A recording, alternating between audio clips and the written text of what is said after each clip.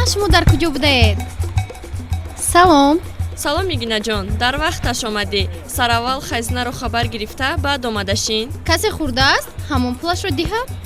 ها، دختر رئیس، ولی خیلی خسیس. تو دیگر نگوی که من دختر رئیسم. چی پدری من برای شما کار میکند؟ ها، عجیب بودید. خیلی تیز میرویم، در سر شو.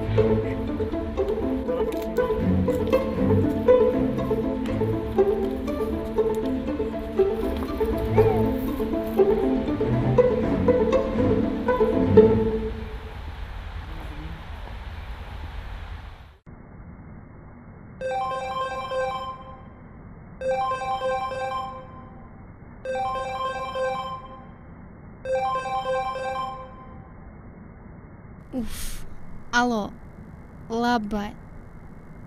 سلام بچه جان. بچه جان، امروز سراسیمه شده به فکرم پول نموندم. عذر دخترم. روی یخدانه بین. حاضر میبینم.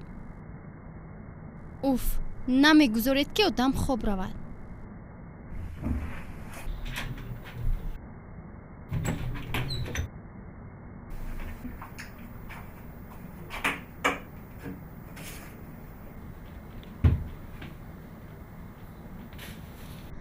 همین 5 سومون؟ من با این 5 سومون چی کار کنم؟ نه به خوراکم میرسد و نه به ره پولی. همین قدر داشتم ماندم دخترم، دیگر نداشتم. اوف، شما یک عمر پول ندارید. مایلش بچه جان. یک اسکا پایان بیا، من در جای کارم. بیا یگان سومی دیگر میدیم. بیا بچه جان. مایلش خوب بچه جان. خوب.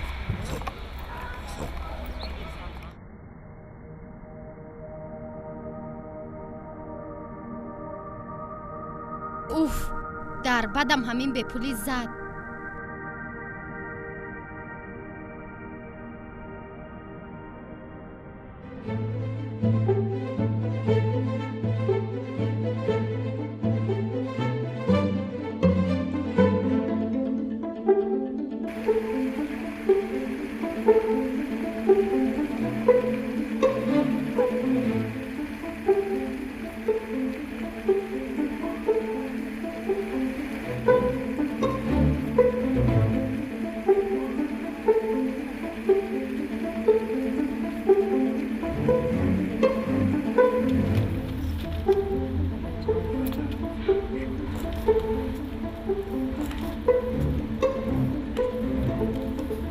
سلام پدر. دخترم بیا دخترم. آفرین. عجب خشور شده ای. اویستا لیباس هایم جزیر می شود. او بچه من خیر من.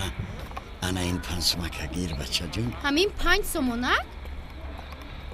اوف شما یک عمر پول کم میدهید. هیچ گپ نی میرسد بچه جون میرسد. من خودم پیاده میروم دیگر پول ندارم بچه جون.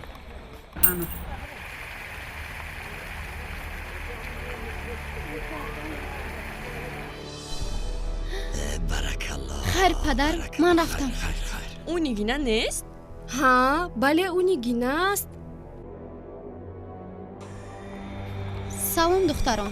سلام نیگینه. نیگینه اون مرد کیست؟ همسایه‌مون. همسایه‌تون مگر به تو پول میدهد؟ از مادرم قرضدار بود. بیاد گپ رو زیاد نکنیم و میرویم. دیر شد. نگینه دختر جان. کلیدی خانه رو افتوندی دختر نیگینه جان.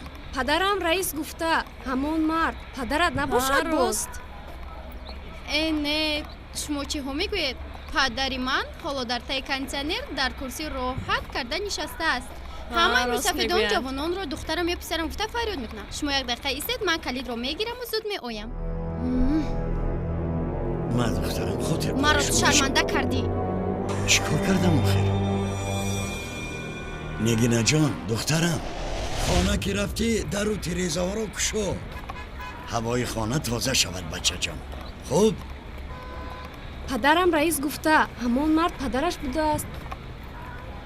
نیگینه او این مرد پدرت کو؟ چرا از پدرت شرم داری؟ آخر پدری من هم روزنامه تقسیم میکند ولی من شرم نمیکنم کو. آخر تو یک بار هم سبقانم رو نظر کن. پدر زرینه استا خانه ها رو آباد میکند. پدر جمشید باشد دهقان است. ببین آن همون قدر دسترخوان ما رو وای پر میکند کو. آخر نگینه پدر تو باغبان بوده است. یک بار ببین آن همین قدر زیبایی رو پدر تو کرده است کو. تو چرا از پدرت شرم داری؟ حیفی تو. من باشم عموما پدر ندارم. کاش پدرم بیکار میشد و در نزد ما میشد. هیچ گپ نه دوگانه جان سیخ نشو. بخشش دختران من تا این دم پدرم رئیس گفته شما رو فریب میدادم. خطا کردم. دخترها به سرم یک فکر اومد. چی فکر؟ بیاید با همراه پدر نگینه یک عکس خاطره میگیریم. چی گفته؟ چی لازم؟ نگینه چی خیر چی لازم؟ تنها یک عکس میگیریم و خلاص. کنی بیاید رفتیم. رفتیم. ماینش سلام تقو جان. سلام ما هم کورسانی نگینه. خوب بسیار خوب. میخواستیم با شما یک عکس خاطره بگیریم. شاید در کار نبوده گیست دخترها. من با این احوال یگان کس بیند چی میگوید؟ بگذار گویند پدر جان کنی از اینجا گذرید. بیاید کنی یک عکس گیریم. کو بیا کو من حاضر یک تیار. دقیقه ایستید. خب پنیر گوید همه کسه. رفتیم. بله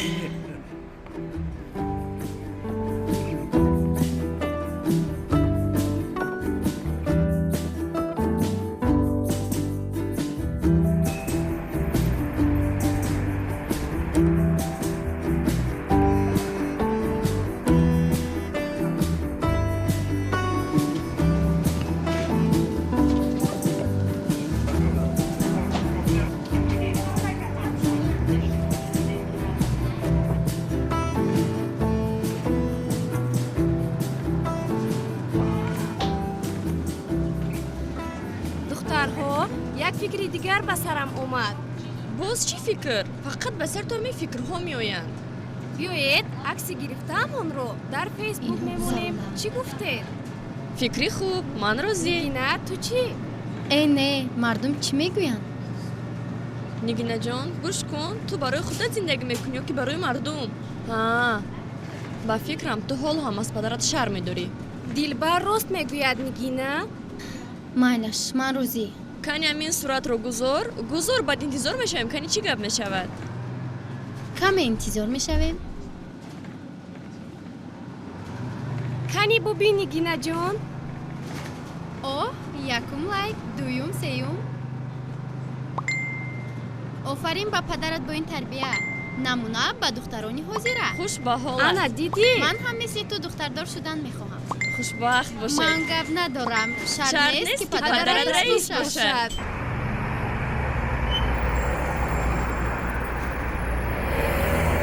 мефароем.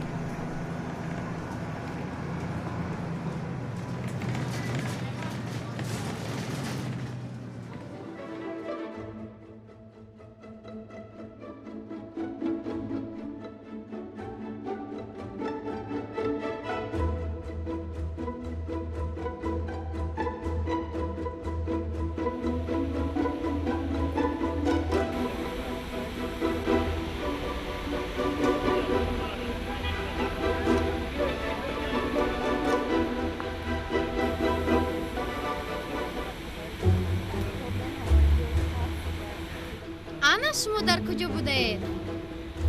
ку биё дугонаҷон. духтарҳо шумо бовар намекунед. биё дар инҷо шин. гӯям ман дар 2 соат 1500 лайк ва садҳо комментарияи дигар гирифтам. не не нигинаҷон охир ман ба ту гуфта будам ку мо хушбахтиро худамон месозем. аз ана ҳамон чизе ки дорем бояд хушбахтӣ бисозем. Рост ҷонакам. мегӯӣ.